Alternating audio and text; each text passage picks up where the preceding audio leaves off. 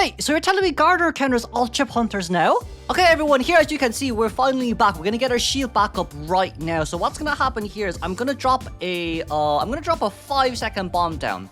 And then we're just gonna get our shield back up real quick. When this bomb detonates, our shield still remains, as you can see here. And I just get bomb on to hit me. You do not take any damage. This is absolutely insanity from the side of Gardener as well. And of course, as you can see here as well, right, with this simply just means that Gardener can get even more stronger throughout the early game phases, and she can take a chip damage while still being able to utilize this bubble to get in between pallets or windows instantly as well.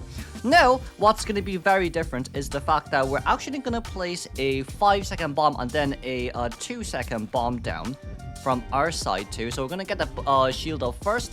There you go. So that's the 5-second bomb, and now finally the 2-second bomb.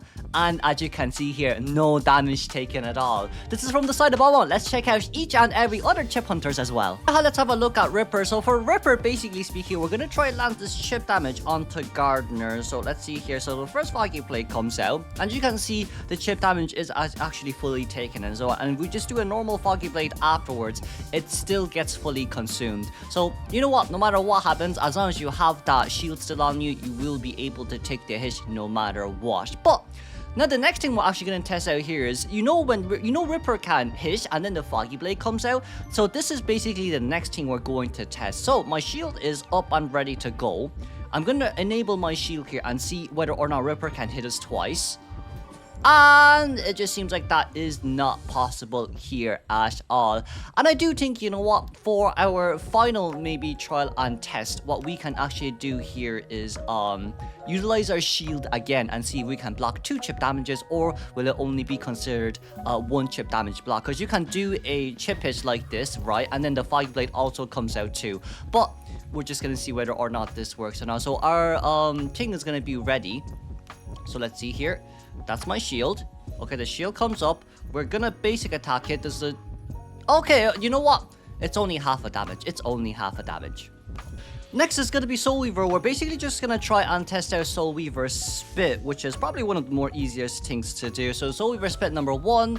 Well, you still get the abnormal effect, but you are able to actually tank 2 spits here. This is so good for Gardener early game. Let's have a look here at Gamekeeper then. So for Gamekeeper, we know when he opens his first presence, he does chip damage. But does Gardener's shield take that to chip damage, or does the shield dissipate? It seems like the shield does dissipate. Just to showcase to everyone else as well, right, that I do have the 1 chip damage available on my hands to use. There, as you can see, that's the chip damage in a nutshell. So it doesn't really work against Gamekeeper, unfortunately. I guess the next question is, what about this guy? What about Breaking Wheel? So for Breaking Wheel, when we change to the wheel form and we go on towards that bubble, it seems like the bubble just gets fully dissipated as well. So it's very actually similar to what happened there with Gamekeeper. So basically speaking, anything that collides with you or hooks you back just basically fully gets countered in that case scenario then. But what I do think would be nice here to test out is if we just land 1 chip damage on towards Gardener, right? And then Gardener uses her shield. Does this go through the shield? Okay, it does go through the shield. As you just saw there, it did go through the shield. Okay, it was so delayed for some reason. I think it's because of the 250 ms, but it seems like Gardener still cannot counter wheel, unfortunately. Well, you know what? We gotta try Sculptor. For Sculptor, you do just take the chip damage. You do just take the chip damage as well. So I do think she's like a max chip hunter kind of counter, but let's try it on Mad Eyes here too. Okay, so here we actually do have Mad Eyes, and we're just gonna increase the thing from the side of Mad Eyes here as well. What we're basically gonna do is we're just gonna apply it on ourselves, right? So I'm right here. I'm gonna do this. It seems like the shield actually takes the chip damage for us and it still remains active. And if you want to vault over, it's vaultable here as well. That is absolutely brilliant up against Mad Eyes too. Now then, what about Wax Artist? So for Wax Artist here, we'll actually get around like 80 stacks here, and then we'll just use our Fire Orb to see whether or not this blocks.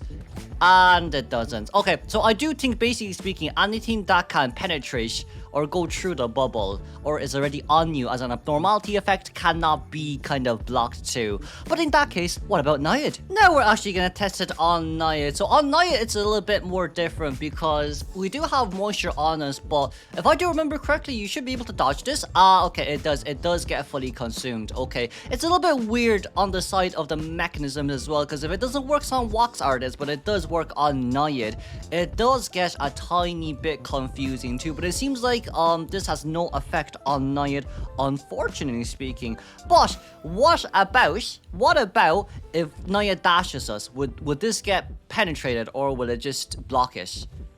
Oh, it actually gets fully blocked. Oh, actually, it does get fully blocked. So, it's a bit weird on that side note, but at least now you guys know for Naiad, the moisture actually does get blocked, but for wax artists, it doesn't apparently. I guess we're finally on Fool's Gold then. So for Fool's Gold, I actually unlocked his max presence, right? But then for his max presence as well, it's kind of more, let's just say, you can block the chip damages no matter what, so you can block 2 chip damages here, which is golden, honestly. It's absolutely golden. For the final one, we're going to go straight towards Peddler here. So for Peddler, also at the same time, it does get blocked. Yes, you will still have this abnormality effect, but as long as it gets blocked, that's really all what it matters at the end of the day. But hopefully everyone kind of enjoyed this one small video of Gardner that I made. This is kind of very short as well, but we will be testing Gardner in the next video up against all stone hunters, and how good her bubble is also up against them too, especially when she goes in for the rescue. But for everyone as well, if you do have opinions, just do leave it down in the comment section below. I'll try to read as much of it as possible, but I do think with this change from Gardner's side,